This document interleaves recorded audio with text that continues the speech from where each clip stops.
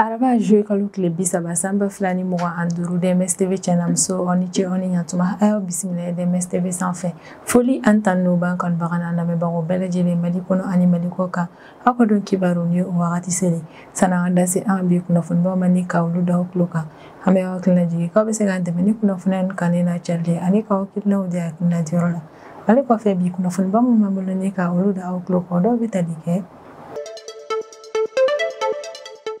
an ka Mali état-major général des armées ale bɛ laseli kɛ an ka jamana telesoba yɛrɛ kɔnɔna ko kari tɛmɛnen juillet kalo tile 27 sanba 2022 an ka Mali finɛtigiw olu ye opération dɔ yɛrɛ kɔni kɛ Kidali fanfɛla la opération nana kɛ sababu ni ka banbaci wale maa caman bɔnɛ aw ni na u ka bolimafɛn minnu kun falen don logistique la k'an ka Mali finɛtigiw sera ka cɛnni don ninnu bɛɛ lajɛlen na. Kari tɛmɛnen juillet kalo tile 27 sanba 2022 sufɛ ni ka don tɛnɛ kɔnɔna na juillet kalo tile 28 sanba 2022 ko bɔtarakɛ telimani bolila dɔ yɛrɛ kɔni su ka siraba ka garanti kibugu mara kɔnɔna na. Tɛnɛ tɛmɛnen juillet kalo tile 28 sanba 2022 an ka jamana activiste ba dɔ maa cɛsirilen yɛrɛ kɔni don ni o ye Tayiruba yɛrɛ kɔni ko ni maa kofɔlen an ka Mali procureur ale mandali dépôt dani yɛrɛ kɔni kan ni ka datugu kaso la ka da kan ko Tayiruba ale kɔni ye ɲini kɛ bɔlɔsiraw kan. An ka kunnafoniya tɛmɛn'o la an kun y'a da o kulo kan yɛrɛ kɔni k'a fɔ ko Burkina Faso ka jamana kɔnɔden dɔ ni ale lakodɔnnen don kosɛbɛ ni ali n'o faso tɔgɔ yɛrɛ de kɔni ko ni maa kɔfɔlen kun minɛlen bɛ Côte d'Ivoire autorité maaw fɛ Côte d'Ivoire école de gendarmerie la min bɛ Abidjan mara yɛrɛ kɔni kɔnɔna na an kun ye ala kunnafoniya ni kunnafoniya yɛrɛ kɔni kɔnɔna na ko ni maa kɔfɔlen yɛrɛ kɔni ko bɔtara kɛ ali su kan don tɛmɛnenw na Abidjan procureur maaw yɛrɛ kun ka kɔrɔfɔ la ko ni maa kɔfɔlen i yɛrɛ faga yɛrɛ de kɔni o wagati yɛrɛ kɔni na min ye Burkina Faso ka maaw ye olu kuma bɔ ne ka jaabi kɛ nka don tɛmɛnenw na Burkina Faso ka gouvernement maaw olu bɔra ne ka jaabi kɛ ka ɲɛsin Côte d'Ivoire maaw ka ni kunnafoniya yɛrɛ kɔni ma an bɛna da se olu ma ne ka o walawala aw ye walasa aw ka se ka faamuyali sɔrɔ a la. Sénégal jamana kɔnɔna na Bakel département ni yɛrɛ kofɔlen ni Sénégal ni Mali ka frontière yɛrɛ kɔni ka surun kosɛbɛ ko banbaci wale attaque min yɛrɛ kɔni kɛra ni ka ɲɛsin Mali finitigilakaw ma don tɛmɛnenw yɛrɛ kɔni na o wale yɛrɛ kɔni kɔfɛ Sénégal autorité ma olu kɔni décision yɛrɛ kɔni ta ko Bakel département yɛrɛ kɔni kɔnɔna na ko ni su heure dɔ yɛrɛ kɔni sera bolimafɛn sen fila ale nɛgɛsotigiw ko yamaruya tɛ u bolo ne ka boli ni yɔrɔ kofɔlen na o ko bɛɛ kɛ kun de walasa ka se ka yɔrɔ sigiba ma ka lakana sabati ni kunnafoniba de bɛ an bolo kɔrɔ bi an bɛna minnu walawala aw ye bidon kibaru kɔnɔna na. An ka Mali état-major général des armées ale laseli kɛ ko kari tɛmɛnen juillet kalo tile 27 sanba 2022 ko Kidali fanfɛla yɛrɛ kɔnɔna ni o ye Mali région dɔ ye min bɛ nord yan fanfɛla yɛrɛ kɔnɔna k'a ka Mali finitigilakaw ka kɛlɛkɛ sanfɛminɛw k'u kɔni ye baara ɲumanba de kɛ nin yɔrɔ kofɔlen na k'an ka jamana sanfɛ kɛlɛkɛminɛw yɛrɛ kɔni kɛra sababu ye ne ka banbaci wale maa caman bɔnɛ u ni na cogo min u bɛ se k'u ka walejugu ninnu dabila ko a kɛra sababu fɛnɛ n'a ka Mali finitigiw u sera ka cɛnni don banbaci wale maaw ka bolimafɛn caman na u bɛ minnu yɛrɛ kɔni kɛ k'u yɛrɛ dɛmɛ kosɛbɛ walasa k'u ka dala dumuni an'u ka carburant yɛrɛ kɔni lase u ma f'u sigiyɔrɔw la communiqué la min bɔra an ka état-major yɛrɛ kɔni yɔrɔ la ni a carila an ka jamana telesoba yɛrɛ kɔni kan état-major ale b'a yira k'a fɔ k'a bɛ Mali jamana kɔnɔdenw ale ni diɲɛ mɔgɔ bɛɛ lajɛlen yɛrɛ kɔni kunnafoniya ko juillet kalo tile 27 tɛmɛnen sanba 2025 tileganfɛla yɛrɛ kɔni fɛ ko Kidali nord ouest yan fanfɛla yɛrɛ kɔni na an ka Mali finitigilakaw ka sanfɛ kɛlɛkɛminɛw olu kɔni ye bolimafɛn dɔw ye min kun falen don banbaci wale maaw la ni o bolimafɛn kelen yɛrɛ kɔni kɔnɔna na minɛnbaw de tun bɛ a kɔnɔna na min yɛrɛ kɔni kun na di banbaci wale maaw ma walasa k'u jugɔrɔma don u ka walejugu ninnu kɛli la ni ka ɲɛsin Mali jamana ma k'an Mali finitigiw yɛrɛ kɔni kelen ni ka bolimafɛn ye u tora bɛlɛnbɛlɛnni yɛrɛ kɔni na bolimafɛn in kɔfɛ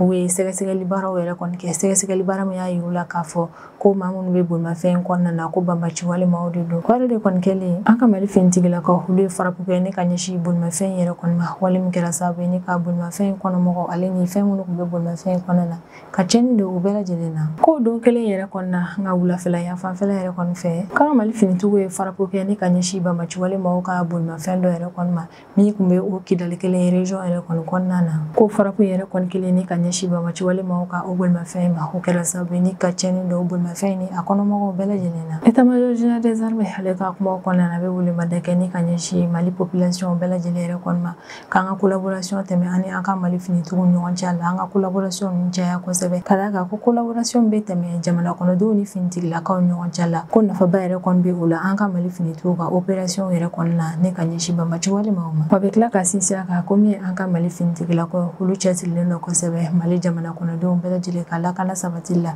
Wa a bɛ layidu yɛrɛ kɔni ta k'u bɛ fɛɛrɛ bɛɛ lajɛlen yɛrɛ kɔni latigɛ ne ka banbaaci wale in dagasigili yɛrɛ kɔni bɔ an da la cogo min Mali jamana kɔnɔdenw n'u bololafɛnw ka lakana bɛ se ka sabati jamana fantan a naani bɛɛ lajɛlen na. Kari tɛmɛnen juillet kalo tile 27 san 2025 su ne ka don tɛnɛ kɔnɔna na juillet kalo tile 28 san 2025 moto taxi bolila dɔ ni ale kɔni ye sifinnaka ye ko bɔ taara kɛ ale yɛrɛ kɔni su ka siraba sanfɛ témoins yɛrɛ kɔni ka kɔrɔfɔ la k'u ye ni sifinnaka in yɛrɛ kɔni su ye cogo min u y'a dɔn k'a fɔ ko maaw yɛrɛ de kɔni bin ka ni wale kɛ ni ka ɲɛsin a ma. Ko telimani bolila kofɔlen kɔsani na ale ye moto kurakura yɛrɛ kɔni san ni a yɛrɛ kɔni ka wari maralenw ye ko o kɔni tun bɛ an bɛ wagati min na i n'a fɔ ko bi telimani bolila in ko ale si bɛ san 20 bɔɲɔgɔnko yɛrɛ de kɔni kɔnɔna la ko wa a kun lakodɔnnen don kosɛbɛ Garantibugu quartier yɛrɛ kɔni kɔnɔna na ko maa don sanga ani wagati min nisɔn ka di wa kuma bɛɛ a bɛ taa maaw yɛrɛ kɔni ka ci la ko mɔgɔ kun don min kun cɛsirilen don wari ɲini na kosɛbɛ walasa ka se ka a yɛrɛ ka ɲɛnɛmayaw yɛrɛ kɔni dilan. A kɛrɛfɛmɔgɔ dɔ yɛrɛ kɔni ka kɔrɔfɔ la ko kɔsani in na ni sifinnaka in hali kɔni a ka moto kura yɛrɛ kɔni san k'a kun nisɔndiyalen don kosɛbɛ ni a ka telimani kura yɛrɛ kɔni sanni ko sifinnaka in kun ka kɔrɔfɔ yɛrɛ kɔni na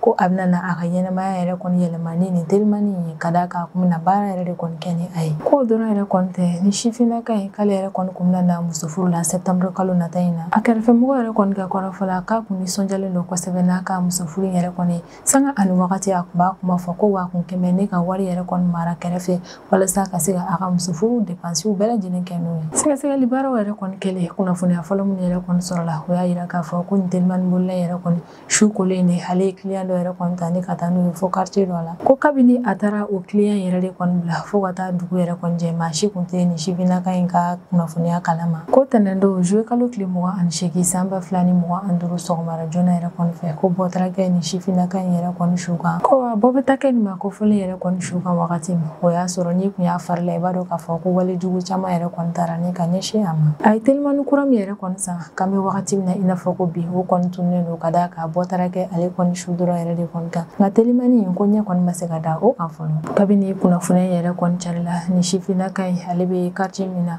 o maaw yɛrɛ kɔni bɛɛ lajɛlen u ka dusuma kasiya yira u y'a yira k'a fɔ ko ni sifinnaka in maa kun don min kun cɛsirilen don a kun tɛ mɔgɔ deli wari la ka d'a kan a yɛrɛ kun bɛ k'a ka wari ɲini a yɛrɛ ye ni an ka Mali lakanatigilamaaw ye k'olu kɔni ye sɛgɛsɛgɛli baara dɔw daminɛ an bɛ wagati min na i n'a fɔ ko bi walasa maa minnu yɛrɛ kɔni nin wale jugu in ta ni ka ɲɛsin nin sifinnaka cɛsirilen ma ka se ka o maa ninnu yɛrɛ kɔni nɔ minɛ an kɔni bɛ wagati min na i n'a fɔ ko bi maa si ma minɛ ni ka datugu ni affaire ko komi kan fɔlɔ an ka Mali lakanatigilamaaw yɔrɔ la nka sifinnaka in yɛrɛ kɔni bɛ quartier min kɔnɔna na o sigibaa maaw bɛɛ lajɛlen y'a yira k'a fɔ k'u jigi dalen don a kan k'a fɔ ko kiti yɛrɛ kɔnɔna na tigɛ maa min ye nin kɛ nin sifinnaka in yɛrɛ kɔni ni ɲɔgɔn cɛ la k'u jigi dalen don a kan k'a fɔ ko an ka Mali lakanatigilamaaw yɛrɛ kɔni bɛ ka sɛgɛsɛgɛli baara min kɛ ko sɛgɛsɛgɛli baara min yɛrɛ kɔnɔna na nɔbɔ don n'a nataw la an kɔni bɛ wagati min na i n'a fɔ ko bi an bɛ dugawu de kɛ banbagatɔ ye k'Ala ka badabada dali yɛrɛ kɔni nɔgɔya an b'a yira k'a fɔ k'an jigi dalen don an ka Mali lakanatigilamaaw kan an b'an ka kiiritigilamaw kɔfɛ fɛnɛ k'an dalen don a la k'a fɔ k'an ka kiiritigilamaw nin ko in yɛrɛ kɔni kan ka taga sira min fɛ k'u bɛna a bɔ o siraw bɛɛ lajɛlen fɛ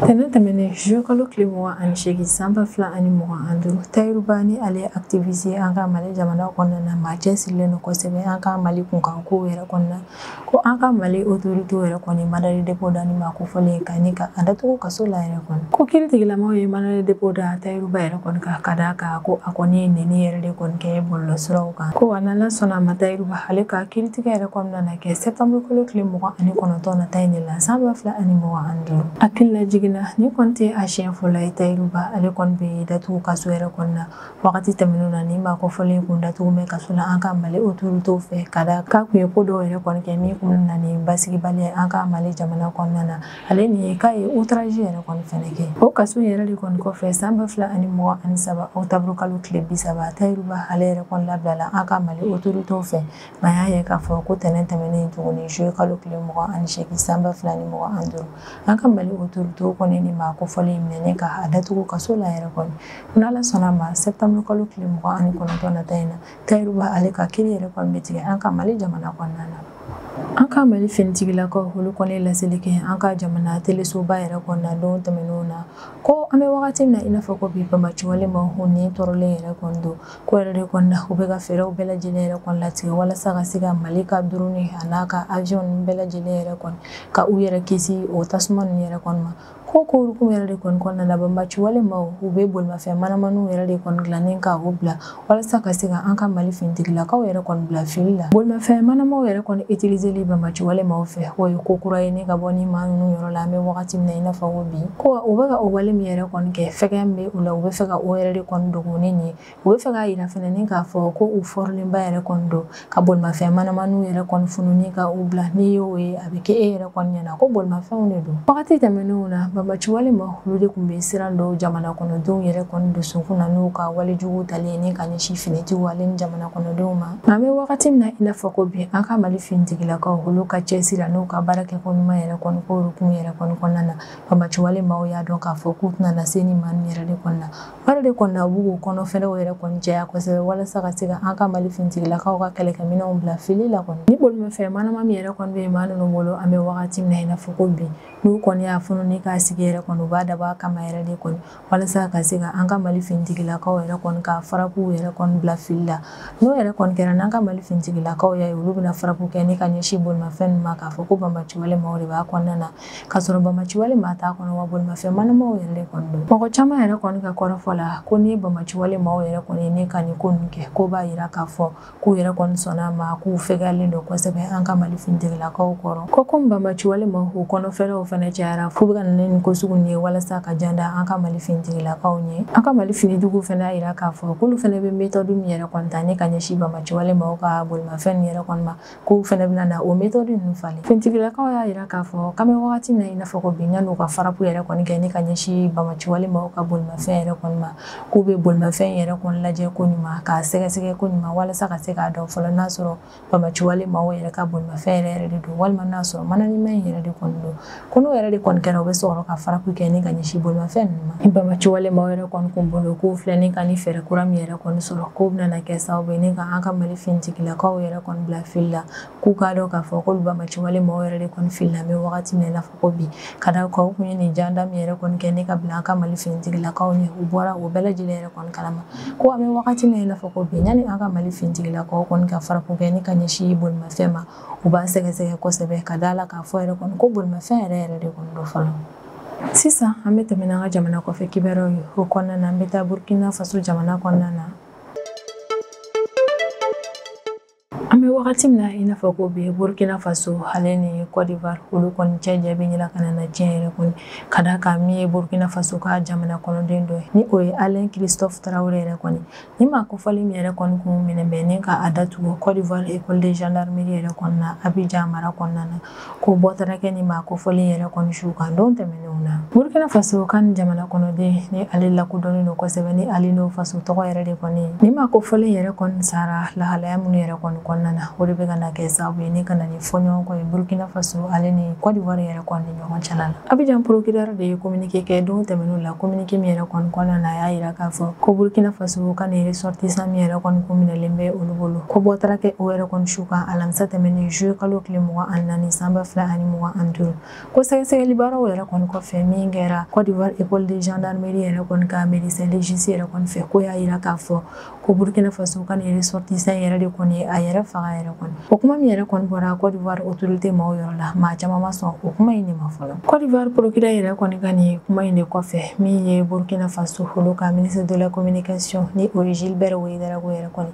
ale bɛ bɔ ni ka jaabi kɛ ka ɲɛsin Côte d'Ivoire autorité maaw ka nin kuma in yɛrɛ kɔni ma Burkina ka ministre de la communication ka kɔrɔfɔ la ko Côte d'Ivoire ka procureur ɲɔni ale ka communiqué in yɛrɛ kɔni kɛ ka laseli kɛ ko Burkina Faso ka ni ressortissant yɛrɛ kɔni fatura yɛrɛ kɔni ko a ma lettre kɛ ni ka ɲɛsin ale n'o faso somɔgɔw ma a m'a fɔ ale n'o faso ka avocat ye ko wa Burkina Faso ka lasigiden min yɛrɛ kɔni bɛ Côte d'Ivoire jamana kɔnɔna na ko Côte d'Ivoire autorité maaw u ma kunnafoniya in fɔ olu ɲɛna fɔlɔ ɲani u ka ko in yɛrɛ kɔni cari diɲɛmɔgɔ bɛɛ lajɛlen k'a ye ko Côte d'Ivoire yɛrɛ don kelen ni ka nin ko in yɛrɛ kɔni kɛ fɛn dɔ bɛ o wajibiyalen don a kan a y'i bannen ka o yɛrɛ kɔni labato ko fɛnɛ tɛmɛlen kɔfɛ u ma kunnafoniya kunnafoniya yɛrɛ kɔni cari joona fo maa kofɔlen yɛrɛ kɔni fatulen tile 3 o de kɔfɛ u sɔrɔla ka kuma yɛrɛ kɔni cari diɲɛmɔgɔ ɲɛna. Burkina Faso ka autorité mɔgɔ yɛrɛ kɔni ka kɔrɔfɔ la ko Côte d'Ivoire procureur ye min fɔ ni o de ye ko Alino Faso yɛrɛ de kɔni ye a yɛrɛ faga ko a ye juru di a yɛrɛ kan na yɛrɛ de kɔni ko Burkina Faso autorité yɛrɛ kɔni ti sɔn o kuma in ma k'u tile kelen da kelen ti da a la. Gilbert Ouédraogo ka kɔrɔfɔ la ko Alino Faso m'a yɛrɛ faga yɛrɛ kɔni ko u ye a faga fagacogo juguya yɛrɛ de kɔni na wa a bɛ sinsiya kan ko Alino Faso kun datugun bɛ Côte d'Ivoire autorité mɔgɔw fɛ kabini janvier kalo tile 10 tɛmɛnen san 2025. Burkina Faso ka autorité yɛrɛ kɔni bɛ critique kɛ ni ka ɲɛsin Côte d'Ivoire ka maaw yɛrɛ kɔni ka communiqué in ma. U y'a yira k'a fɔ ko adamaden hakɛ ko ta fanfɛla yɛrɛ kɔni na ko Côte d'Ivoire autorité maaw olu ye communiqué in kɛ cogo min na ko danfara bɛ o ni u ye affaire in gérer cogo min na yɛrɛ kɔni ni ɲɔgɔn cɛla la. O ko jaabi yɛrɛ kɔni na Burkina Faso autorité maaw yɛrɛ kɔni b'a yira k'a fɔ k'u b'a wajibiya Côte d'Ivoire maaw yɛrɛ kɔni kan u ka jaabi kɛrɛnkɛrɛnnenw di olu ma ko fɔlen k'a saya ko hukumu kɔnɔnaw la. O ko jaabi yɛrɛ kɔni na Burkina Faso autorité yɛrɛ kɔni b'a yira k'a fɔ k'u bɛ laɲini minnu yɛrɛ kɔni kɛ Côte d'Ivoire maaw kan o de ye ko Alino Faso sara lahalaya min yɛrɛ kɔni kɔnɔna na k'u b'a wajibiya Côte d'Ivoire autorité maaw yɛrɛ kɔni kan u ka sɛgɛsɛgɛli baara daminɛ o ko ɲɛ yɛrɛ kɔni kan sɛgɛsɛgɛli baara min yɛrɛ kɔni nana kɛ sɛgɛsɛgɛli baara tilennen ale ni sɛgɛsɛgɛli baara jɛlen yɛrɛ kɔni ko Côte d'Ivoire ka chargé d'affaires min yɛrɛ kɔni bɛ Burkina Faso jamana kɔnɔna na ko Côte d'Ivoire autorité maaw yɛrɛ kɔni u ka chargé d'affaires in wele teliya la k'u ka segin ka taa Côte d'Ivoire jamana yɛrɛ kɔni kɔnɔna na k'olu b'a laɲini Côte d'Ivoire maaw fɛ u ka ɲɛfɔli kɛ olu Burkina autorité maaw ye ko mina u y'u ka chargé d'affaires in yɛrɛ kɔni lawuli teliya la ni ka a bɔ Burkina Faso jamana kɔnɔna na. Burkina Faso maaw yɛrɛ kɔni ka kɔrɔfɔ la k'u bɛ ni laɲini ba nin yɛrɛ de kɔni wajibiya Côte d'Ivoire autorité maaw yɛrɛ kɔni yɔrɔ la min kɔni ye Alino Faso ye ale maa ye min kun cɛsirilen don kosɛbɛ Burkina ka jamana ɲɛtaga baaraw yɛrɛ kɔni na wa a ka saya yɛrɛ kɔni kɛra sababu ye ne ka na ni kuma camanba de ye Burkina Faso jamana kɔnɔna na o yɛrɛ de kɔni na Burkina Faso ka autorité maaw bɛ welemada kɛ ni ka ɲɛsin Burkina Faso jamana kɔnɔdenw bɛɛ lajɛlen ma k'u ka to basigi kɔnɔna na wa u bɛ layidu ta jamana kɔnɔdenw ye ko kiti yɛrɛ kɔni bɛ tigɛ Alino Faso yɛrɛ kɔni ni maa min ye nin ko in k'a la ni ɲɔgɔn cɛla la min kɔni ye Burkina Faso ni Côte d'Ivoire an y'a ye k'a fɔ k'an bɛ wagati min na i n'a fɔ ko bi nin ko in yɛrɛ kɔnɔna na olu cɛ jɛ tɔ tiɲɛ kosɛbɛ yɛrɛ kɔni nka ni sɛgɛsɛgɛli baara yɛrɛ kɔni kɛra walima ni Côte d'Ivoire autorité maaw ye jaabi kɛ ni ka ɲɛsin Burkina Faso ka maaw yɛrɛ kɔni ma ni kuma minnu yɛrɛ kɔni bɔra o kɔnɔna na an bɛ segin kokura ni ka na olu da aw tulo kan. Ka sanga ni lakanabaliya ye Sahel région kɔnɔna na min ye Sénégal autorité maaw ye o de décision ta ko min ye Bakel département ye ni nin yɔrɔ kofɔlen bɛ Sénégal est yan fanfɛla yɛrɛ kɔni fɛ ko ka daminɛ sufɛla heure dɔ yɛrɛ kɔni na bolimafɛn sen fila ale nɛgɛso ko yamaruya tɛ u bolo bilen ni ka boli ni département kofɔlen in kɔnɔna na. Maa caman yɛrɛ kɔni ka kɔrɔfɔ la ko nin mesure min yɛrɛ kɔni talen bɛ Sénégal autorité maaw yɛrɛ kɔni fɛ k'u y'a ta ka d'a kan min ye Mali ni Sénégal frontière yɛrɛ kɔni ni ɲɔgɔn cɛla ye ko banbaciwale maaw yɛrɛ kɔni ka walejugu bɛ ka caya nin yɔrɔ kofɔlen in na kabini juillet kalo tile 24 tɛmɛnen san 2025 Bakel département préfet ale kɔni ye arrêté dɔ bɔ arrêté min kɔnɔna na a y'a yira k'a fɔ ko k'a daminɛ 0 heure la fo ka taa bila sɔgɔmadafɛla nɛgɛ kaɲɛ 6 yɛrɛ kɔnɔna na ko bolimafɛn sen filatigiw ale ni nɛgɛsotigiw ko yamaruya foyi tɛ u bolo ni ka boli Bakel département kɔnɔna na. Ɲani Sénégal autorité maaw yɛrɛ kɔni ka nin décision in ta o y'a sɔrɔ min ye juillet kalo kɔnɔna yɛrɛ kɔni banbaciwale maaw ka attaquew cayara ni ka ɲɛsin Mali finitigilakaw ma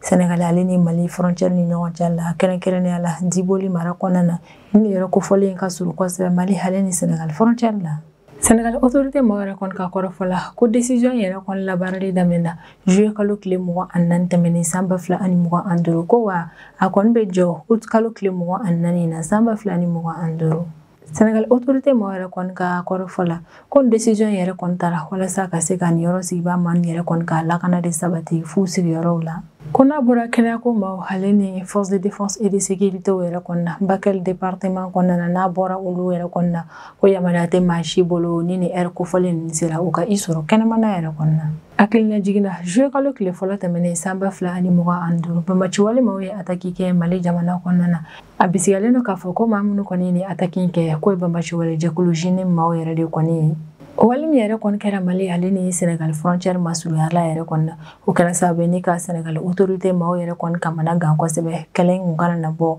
Mali fanfɛla la ni ka taa se olu ma f'u ka yɔrɔw la yen. O ko jaabi yɛrɛ kɔnɔna Sénégal autorité ma wule fɛɛrɛ kɛrɛnkɛrɛnnen dɔw latigɛ ni o de ye ka u ka jamana surveillance yɛrɛ kɔni caya kosɛbɛ ni patrouille yɛrɛ kɔni cayalen jamana fantan a 4 bɛɛ lajɛlen na sanga ani wagati nin bɛɛ kɛkun yɛrɛ de kɔni walasa ka se u ka jamana kɔnɔdenw ka lakana yɛrɛ kɔni sabati an bɛ wagati min na i n'a fɔ ko bi ni ne bɛ dansigi an ka bidon kibaru la an b'an kanubaga n'a lamɛnbagaw bɛɛ lajɛlen fo Mali kɔnɔ ani Mali kɔ kan an bɛ hakili lajigin k'aw bɛ se k'an dɛmɛ ni kunnafoniya nin kan n'a carili ani ka hakilinaw di hakilina jɔyɔrɔ la wale kɔfɛ an b'a fɔ yan ko aw k'an bɛn ɲɔgɔnna wɛrɛ ma